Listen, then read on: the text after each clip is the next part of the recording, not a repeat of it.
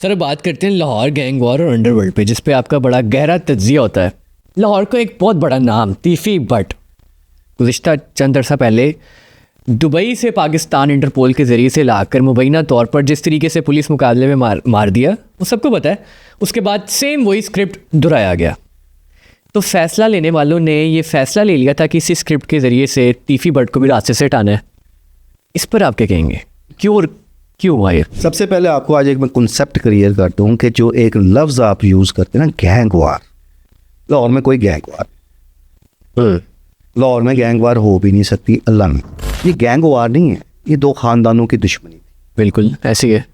और उन दुश्मनियों में सैकड़ों अफराद आज तक, अगर आप ओवरऑल सबका जायजा, बिल्कुल जान से हाथ धो बैठे हैं। ऐसी है।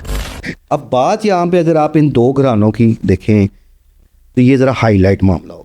इस केस को बुनियादी शोहरत सोशल मीडिया की वजह से मिली। ऐसे ही है। ठीक है, और इसमें फिर हर जगह ये केस डिस्कस होने लग गया। बिल्कुल। अच्छा, अब हम ये देखते हैं कि तीफ़ी भट्ट मारा गया, गाना मारा गया, ये मारा गया, लेकिन अब हम इसके फ्यूचर पे कोई सोच नहीं रख रहा, इसके फ्यूचर को कोई नहीं देख रहा। अब थोड़ा सा तारीख दोहरा रही है अपने आप को। अमीर बलाज के कत्ल से पहले टीपू ट्रकां वाला कत्ल हुए। अमीर बलाज टीपू की ज़िंदगी में, नो उम्री में, जहाँ एक कारोबारी सारे मामला आ गए, वहाँ एक दुश्मनी भी उसकी गोद में पड़ गई। आज अमीर बलाज भी चला गया, उसके भाई उस दुश्मनी को लेकर चल रहे हैं। ऐसी सेम सिचुएशन इधर भी आ गई है ना।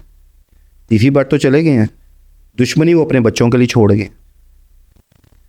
अब वो दुश्मनी सूरत हाल वही बन गई है जो 2010 में टीपू ट्रकां वाले घराने की तरफ बनी थी। आज 2025 में वो चीज़ तीफ़ी भट्ट ग्रुप में आ गई है कि तीफ़ी भट्ट तो मुबैना पुलिस मुकाबले में मारे गए, दुश्मनी उनके बेटों के खाते में पड़ गई है। अगर आप ये कहें कि इन दोनों ख़ानदानों की दुश्मनी ख़त्म हो गई है तो गलत है।